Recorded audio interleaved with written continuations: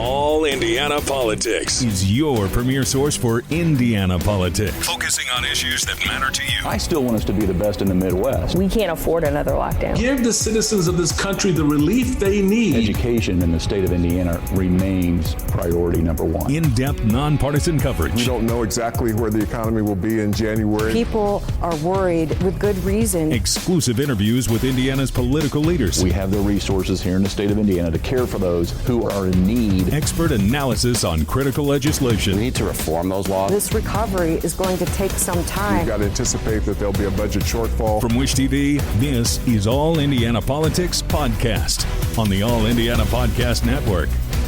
I'm Garrett Bergquist, government reporter for Wish TV and the producer of All Indiana Politics. President Donald Trump's national security advisor and his Secretary of Defense both face calls to resign.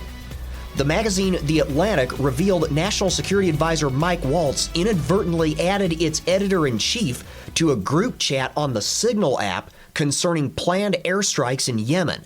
Secretary of Defense Pete Hegseth posted specific information about the timing of those strikes in that chat.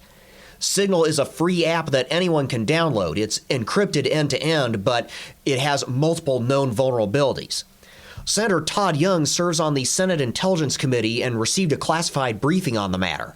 I spoke with him shortly after the story broke. We also discussed the decision to award Boeing the contract for America's next jet fighter and an op-ed in which Young called for a national economic security strategy. Let's bring in Senator Todd Young. Senator, welcome back to the show. Good to be with you, Garrett. So I want to begin with the incident in which Trump administration officials discussed the planned airstrikes in Yemen over Signal and apparently accidentally included the editor-in-chief of The Atlantic in the chat. You were in some of the hearings on this. Was this a security breach? Was classified information about the attacks leaked? Yeah, I had an opportunity to ask about this in an open hearing and also a closed hearing of the Intel Committee. Clearly, I mean, common sense dictates this was not something that we should encourage. This is not something that should be done again. And we need to ensure that we have parameters in place to prevent it from happening in future cases. So that's my focus right now. I'm glad President Trump has emphasized the importance of this and that we won't be having this happen again. I do trust his national security team, National Security Advisor Mike Waltz in particular. He offers strong counsel to the president, and I think he's well served by his counsel to focus on terrorists, to make sure that terrorists know they can't lay in wait for American shipping, which we depend on to sustain our way of life. This is a marked change from the previous administration, frankly, where we allowed many of these terrorists to plan attacks and to conduct attacks against U.S. interests and those of our allies. Still, this chat included some pretty specific information about the timing of the airstrikes. Should Secretary of Defense Pete Hegseth or National Security Advisor Mike Waltz resign? You know, that in the end is why the president was elected. He's going to make these decisions, and I support that sort of delegation of labor here. I do think that the National Security Advisor in particular, someone with whom I've served for a fairly long period, is well versed in these issues, and his counsel to the president to finally fight back to restore deterrence in the Middle East and beyond is very much appreciated, especially coming off the Biden administration where they did not take this sort of kinetic action when necessary.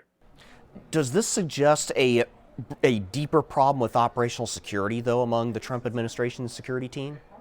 Well, it suggests that all of us in this age of cell phones and social media should be very careful. Should be very careful when we're not on secure lines, that is government lines and in secure facilities, ideally.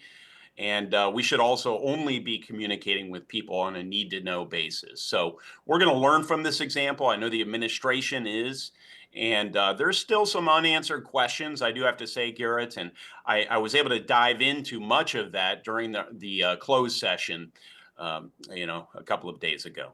You recently wrote an op-ed alongside former Marine Corps Commandant General David Berger, and you called for a national economic security strategy, and you followed that up with a similar op-ed this week. What prompted you to write them? Well, I mean, China for really some period of time has been conducting economic warfare against the American people. They have been disrupting or threatening to disrupt our supply chains. It's a form of economic coercion. They've been dumping their commodities at below market, below production prices into the United States. They have been engaging in other forms of economic warfare. Intellectual property theft is a longstanding issue and needs to be addressed. And our playbook has been over the years incoherent. It's been a mix of sanctions policy and trade policy and working through the private sector and public sector on sort of a one-off basis. There are lessons to be learned from each of our different employments of economic tools of statecraft and the interplay between different economic tools. And we need to start formalizing those lessons learned in a broader strategy and figure out in different contexts how we can affect changes in behavior from our adversaries, China in particular. And so that's really what I'm asking for. I'm asking for the same sort of intentionality and rigor to be brought to economic warfare and countering economic warfare as is currently brought and has long been brought to our military power. And I think that needs to be committed to paper. And that's what the Commandant of the Marine Corps and I have been communicating about. What role might Indiana be able to play in a national economic security strategy? For example, NSA, Crane, or some of the manufacturers in the northern part of the state?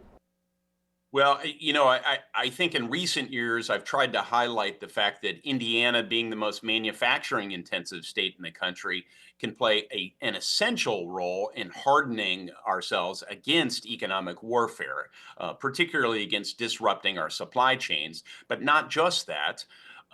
Innovation within the manufacturing sector and taking many of the things we invent here and turning them into real products through manufacturing is another talent we have.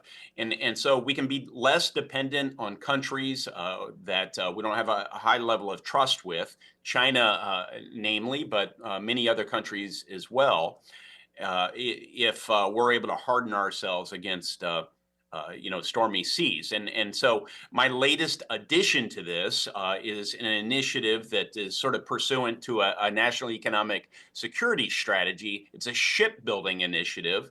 I'll have more information for Hoosiers soon about that effort.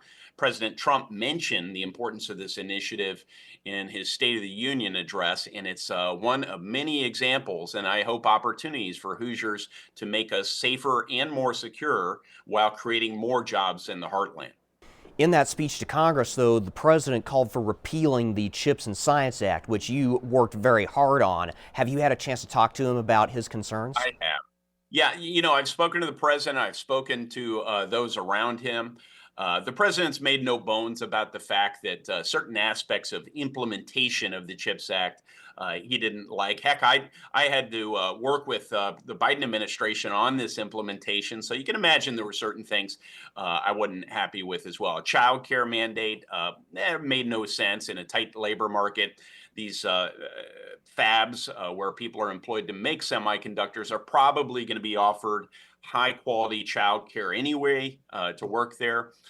Union labor to build these fabs. That was a principled compromise I made with the other co-sponsors of this legislation.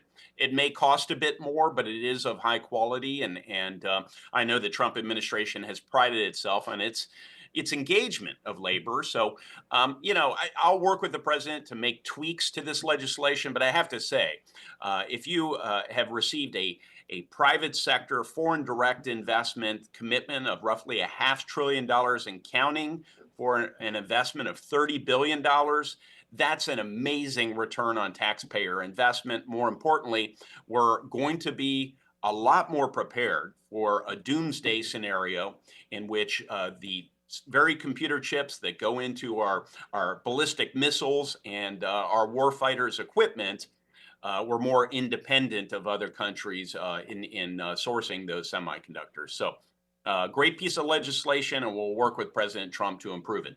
Speaking of defense manufacturing, President Trump announced that Boeing will build the F-47 fighter. Was that a wise choice given some of the recent struggles Boeing has had?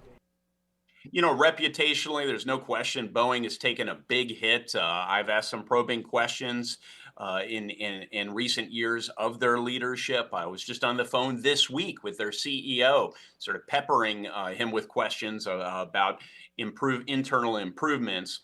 The Armed Services Committee here in the U.S. Senate and DOD is really going to have to continue to kick the tires and make sure that Boeing is up to the task with respect to this. I'll certainly do my part as well. How do we ensure this doesn't turn into a repeat of the F-35? That was billed as a cost-saving program, and it turned into the most expensive weapons program in U.S. history. That's why we have an independent branch of government, as frustrating as it might be to some folks sometimes. And we have an independent voice, and we need to provide rigor and scrutiny to their production process. We need to ask hard questions, and you know, it's incumbent upon the DOD to do this as well. And so I'll probably have more to say about this contract and this relationship on a going forward basis. More broadly, does the Pentagon need to rethink any of its additional current ongoing weapons programs? As we've had a number of programs, not just the F-35, that ended up years behind schedule and billions of dollars over budget. Well, listen, I've been quite clear to my colleagues on the Armed Services Committee and to many of the people within the Pentagon and this administration. We need to stop buying the platforms of yesteryear. We need to learn the lessons of current wars, like the war in Ukraine, like the war in Gaza, where for a very modest amount of investment, we see warfighters in other countries that are able to take commercial off-the-shelf, very cheap solutions, modify them, and turn them into lethal weapons. Why can't we do that? Well, we should do that. Let's put our best innovators on the beat. Let's stop buying oftentimes very beautiful platforms where they're not needed. And let's spend the taxpayers' money like it's our own. I actually think that will lead to more lethal force, more effectiveness, and probably could be accomplished in a lot more fiscally responsible way. I think this is one of the reasons, frankly, why President Trump was elected, so he could bring this culture of value-added, more business-oriented culture into the Pentagon. Senator Todd Young, thank you for joining us. Thanks for having me. That was Senator Todd Young of Indiana. Remember, you can catch All Indiana Politics every Sunday morning at 9:30, only on Wish TV. I'm Garrett Bergquist. Thanks for listening.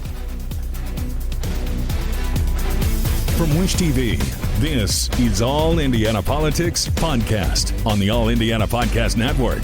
Watch All Indiana Politics live Sunday mornings at 9:30 on Wish TV and at wishtv.com. Subscribe to this podcast and listen weekly here on the All Indiana Podcast Network. And be sure to discover even more great podcasts at allindianapodcastnetwork.com.